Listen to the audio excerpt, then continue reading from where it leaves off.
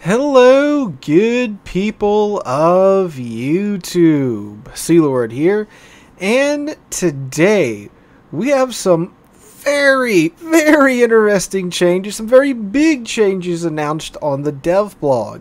It's some changes that, in my opinion, are quite sorely needed.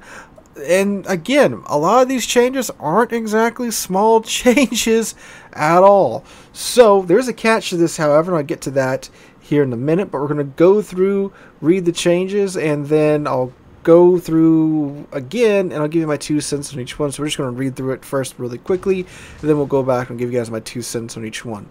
So they say, closed testing 12.8, ship balance changes. Applying balance changes on some ships based on analytics and feedback. First up is the Kremlin, the Tier 10 Soviet battleship. Survivability of AA mounts increased. It now corresponds with standard battleship parameters.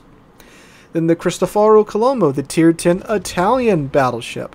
Horizontal aiming angles of stern turrets increased by 10 degrees in both directions.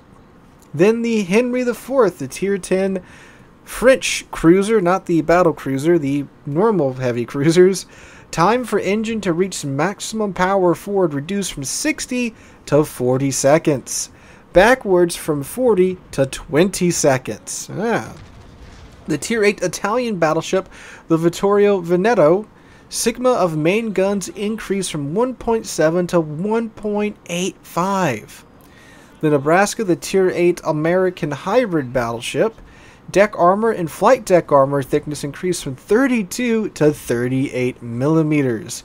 The reload time of the main guns has been reduced from 30 to 28 seconds. The Hayate torpedo reload booster moved to a separate slot.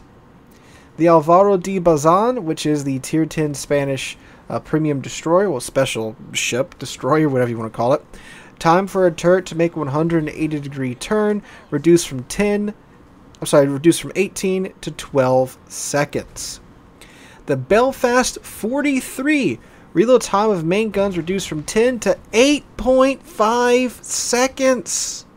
The California, which is the Tier 7 premium American battleship, reload of main battery guns reduced from 34.2 to 31 seconds. And time for a turret to make 180-degree rotation reduced from 60 to 45 seconds. They also fixed a bug with the Gato, which is the Tier 10 American resource submarine, to where she was actually lowered in the water while at intermediate depth, 34 meters, and she should have been at 30 meters.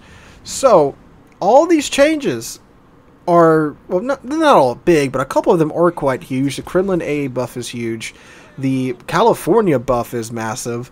And then the Henry and the Hayate changes are also quite nice. Now, before I go through and give you my 2 cents on each one, the caveat is that this is currently only announced for the Russian version of the game, which is so painful. I read it through the first time, and I didn't catch that bit at the beginning. But, yeah, God. And a lot of these changes I agree with quite wholeheartedly. There's some terrible ships on this list that are finally getting buffed. Buffs that they have been needing. Like the California, that's a terrible ship.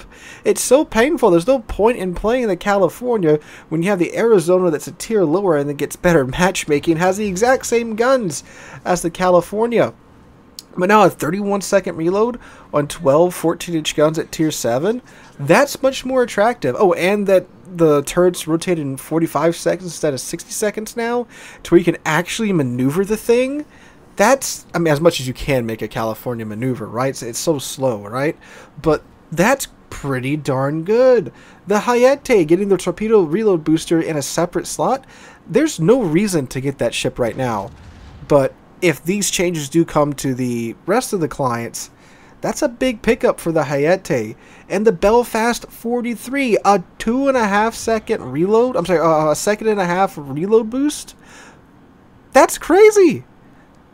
In one go, that's a huge buff to a cruiser. And that, again, that's a terrible ship that nobody really wants right now. Henri the Fourth, again, going back towards what she was meant to be, the throttle juking queen that she should be, and, you know, no longer having battleship acceleration time. Well, they did buff for a little while ago on the, you know, I think it was before the split happened, but they did buff her to where her acceleration was increased a bit. But I think this pretty much puts it back to the original acceleration that she did have beforehand. And Kremlin's AA, again, why does the thing have AA guns made out of absolute tissue paper? It's long overdue that this thing's AA get buffed. Kremlin hasn't really been a scary ship for quite some time now, because it's just not the way that the game has evolved. You know, when she first came out and she was crazy, yeah, but then she got nerfed pretty hard. It took them a bit, but they did nerf her pretty hard. But for some reason, they decided to keep nerfing her AA survivability originally, and that didn't really make much sense to me at the time. It still doesn't make much sense as to why they kept nerfing her AA and not the things that were making her cracked out. They did eventually get along to nerfing the alpha of her guns and such, but yeah, makes sense in my book now as well. And the Vittorio Veneto, finally, you know, the Italian battleships getting some more love. 1.85 Sigma versus 1.7 Sigma. Yeah, if you never grinded up the Italian battleship line, the mid, actually all of it until you get to the Lepanto, just sucks because of how inaccurate the guns are and how long the reload time is.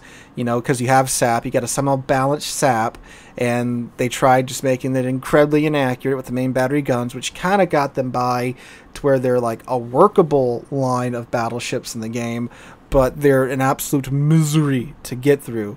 So much needed love there with the Veneto. The Bazan, not an amazing ship, but any help you can get here, of course, is welcome with the Bazan. So again, overall changes that I think are very much needed. Now, as of right now, as of the day of recording, I'm recording this video a little bit more in advance than I normally do, the 31st of August. This has not been announced for the rest of the servers. And I believe this actually came out either early this morning or late last night. So it would stand to reason that if this was coming out for the rest of the game, then it should have been announced either today or maybe an hour or two after I make this video. But again, as of right now, this is Russia only, which is interesting that in a lot of these cases, this is Lesta, because again, Lesta's running everything that used to be ran by Wargaming in Russia now. It's not World of Warships in Russia, it's World of Ships now. They're running everything now. And a lot of these changes are undoing changes that were made when Wargaming was at the helm. Again, the Kremlin AA, the Henry speed nerfs, the Belfast 43, I believe she had something like that when she was in testing, but then they nerfed it. Granted, with the original Belfast, they were, I'm sure, trying to avoid making another overpowered Belfast, you know, so they were very, very careful about what they did to that ship. But it's interesting seeing that they're, again, undoing a lot of the nerfs that Wargaming did when they were the guys calling the shots with this version of the game. Now, again, this very well could be coming to the rest of the game client. I would hope so, because again, these are some changes that absolutely needed to happen. I would love for my Henry to be the throttle juking queen that she once was. And I get it, you know, back in the day, it was very annoying to try and get shells on the Henry. But in today's World of Warships, when you have so many other tier 10 cruisers that have pretty much everything that Henry has, you know, big guns, some type of gimmick with like the reload booster, torpedoes. Yeah, she's not that special anymore, and her maneuverability is really what made her stand out back in the day and before they nerfed it. So getting that back would definitely help the Henry a bit. I just love the Henry, and I would very much like her to you know, just dance around shells like she once did. So it's interesting for sure, seeing that this is kind of the direction that the Russian version of the game is going. If again, this is only going to be happening on the Russian server. It could not. It could just be that it takes a second for the rest of the clients or the dev staff working out of, I think they're in Poland right now, to kind of vet these for themselves. Because again, you know, like the Russian server only has to worry about the Russian version of the game now, so that's one server versus the devs developing Warships on this side of the new Iron Curtain, if you will. They got to worry about the Asian, European, and the North American servers. So maybe these changes can go through a lot quicker on the Russian side, and they're, you know, a little less worried about trying to make something that will work across all servers. And they're working with a smaller player base, so they can just kind of take feedback a bit better, because they're having to worry about what, like maybe 20,000 players versus the rest of, you know, the other 3 servers, which are maybe like 100, maybe 200,000 players, if that, you know.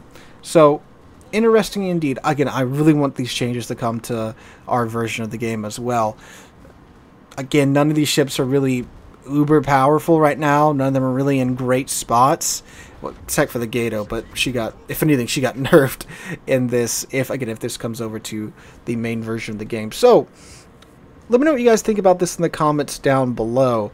It's either going to be, again, some great changes if it does come to our version of the game. If it doesn't, though, it's interesting just seeing, you know, what direction the 2 versions of the game are going in for sure. Because yes, they are separate, but they're still clearly sharing a lot of assets, and they're communicating back and forth with some of the events. Obviously, there's a lot of shared assets between the 2 of them. So again, let me know what you guys think about this in the comments down below. Hope you guys have a great Saturday. If you enjoyed this video, make sure to drop a like, leave a comment, subscribe to the channel. We're on our way to 75,000 subs. I gotta get used to not saying 50,000 anymore, because you guys crushed that last week. Again, go make sure you have entered into the giveaway by checking out the comment section on Monday's video. We will be starting that this upcoming Tuesday, so make sure you stick around for that. Hope you guys have a great Saturday and a great weekend. I need to catch some sleep. Great Labor Day weekend for my fellow Americans out there. Hope to catch you guys in the next one.